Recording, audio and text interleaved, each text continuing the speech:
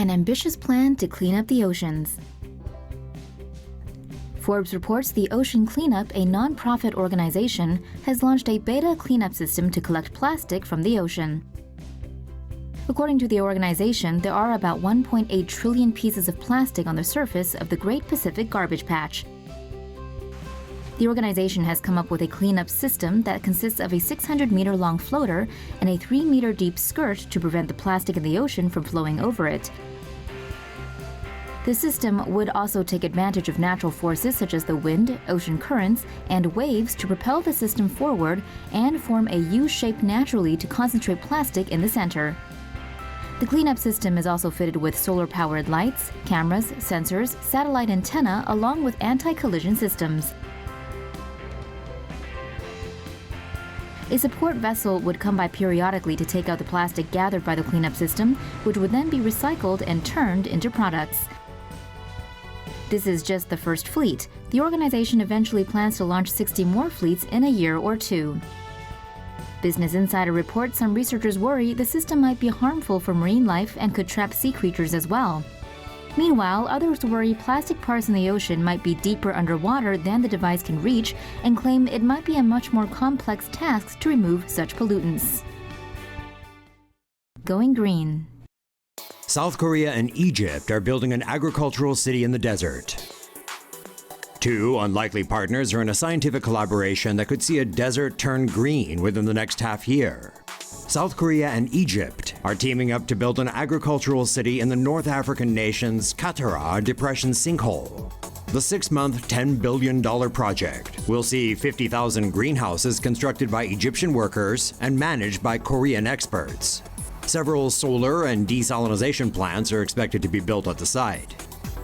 The project will also see an attempt to produce food and the sugar alternative stevia. If the plan is successful, it could be seen as a model for future anti-desertification projects. Rain or shine, future solar panels may be able to generate power.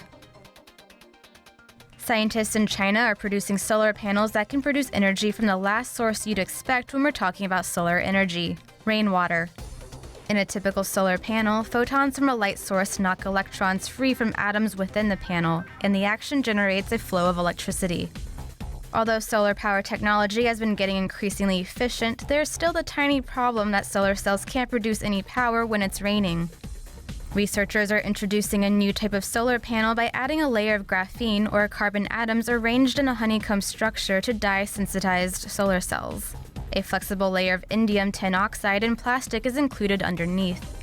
Graphene has unusual properties that allow electrons to move freely throughout the entire layer. Rainwater contains positively charged ions like ammonium, calcium, and sodium. When water binds to the panel's surface, a double layer of positive ions and negatively charged electrons is created, which ends up producing a voltage and current. Tests of the new solar panels have been able to produce hundreds of microvolts, which is small even compared to a standard AA battery. So there's a long way to go before the new solar panels become more widely used, but more efficient future versions could mean big things for the solar industry. China is building a city covered in plants. The world's first forest city, designed by Italian architect Stefano Borelli, is currently under construction in southern China and is expected to be completed by the year 2020. The forest city is located in a mountainous region north of the city of Liuzhou in southern China. The city will host 30,000 people and will include offices, houses, hotels, hospitals, and schools. The buildings will draw on geothermal energy to provide cooling and heating systems for interior air conditioning. Solar panels will be installed over the rooftops to harvest solar energy. A total of 40,000 trees and almost 1 million plants representing over 100 species will be planted on building facades, in parks, and on city streets. The trees and plants will absorb an estimated 10,000 tons of carbon dioxide and 57 tons of fine dust pollutants each year. Meanwhile, the greenery will produce 900 tons of oxygen annually. A fast rail line will connect the forest city to Liuzhou, a city with a population of some 3.7 million. Vertical forests have become a recent popular concept in architecture. Nanjing in eastern China is currently building 2 green towers that can absorb 25 tons of carbon dioxide a year.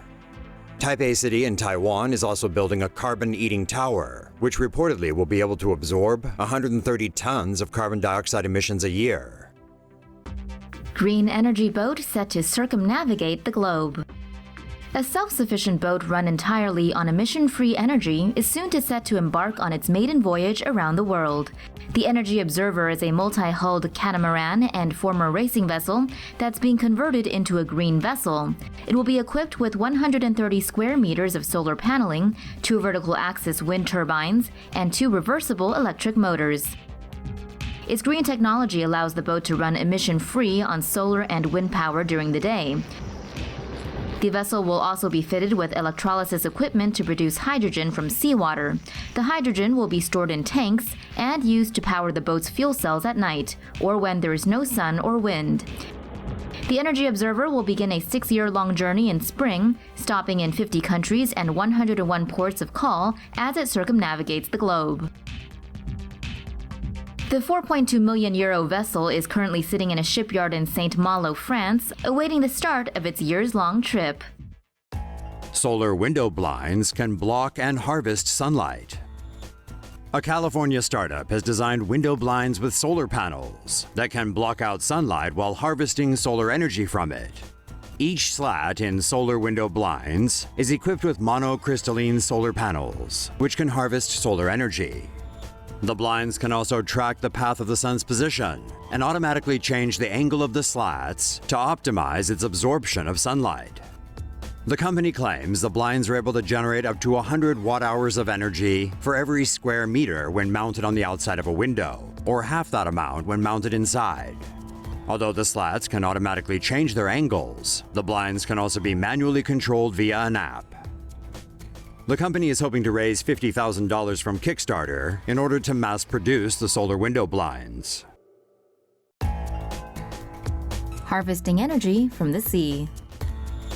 Japanese researchers have come up with special technology that can not only capture energy from waves, but also help protect coastlines.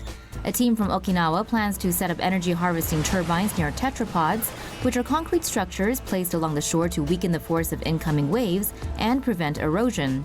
The turbine has 5 flexible blades modeled after dolphin fins. It's supported by a stem that's anchored to the seafloor with mooring cables, which, like the blades, is flexible and can bend under pressure. Inside the turbine head is a magnet electric generator, which transforms wave energy into electricity. The electricity is sent back to the shore via cables to feed into the grid. Using turbines on just 1% of Japan's coastline can generate roughly 10 gigawatts of energy, equivalent to about 10 nuclear power plants. Apart from tetrapods, the turbines can also harness electricity near coral reefs. They're built to be safe for marine life, with blade speed carefully calibrated so that any animals caught in them can escape unharmed. The team is currently preparing to install 2 half-scale model turbines that will power LEDs as part of a commercial demonstration.